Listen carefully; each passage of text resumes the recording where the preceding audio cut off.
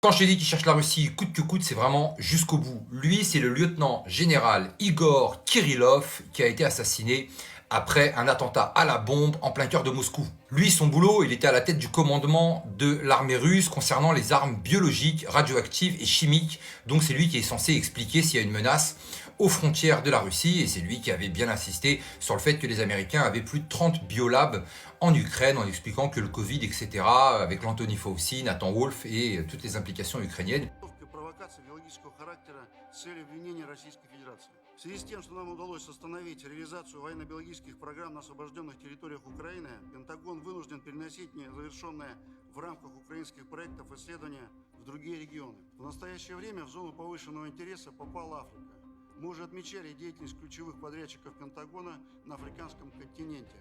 В Демократической Республике Конго, Сьерра-Леоне, Cameroun, Ouganda et Yoa. Et bien là, il est mort dans un attentat à la bombe avec son assistant, et le service de renseignement ukrainien s'est vanté d'avoir éliminé ce lieutenant général. C'est le plus haut gradé de l'armée russe qui a été éliminé depuis le début de la guerre en Ukraine. Voilà, c'est vraiment un très haut niveau. Là, c'est attaqué en plein cœur de Moscou. Ils sont en train de jubiler. On se demande même si c'est les Ukrainiens réellement qui l'ont fait, s'ils ont vraiment les capacités et les renseignements nécessaires pour pouvoir le faire. À mon avis, on voit bien que l'OTAN peut être derrière avec ses renseignements. C'est en train de monter en pression, donc maintenant, il s'attaque clairement au haut gradé de l'armée russe. D'après les services de renseignement ukrainiens, ça aurait été un criminel de guerre et que c'était une cible totalement légitime parce qu'il aurait utilisé des gaz toxiques, des armes chimiques, bactériologiques. Et lui, de son côté, en tout cas du côté du ministère russe, ils expliquaient que les armes biologiques et chimiques, ça venait plutôt de chez eux.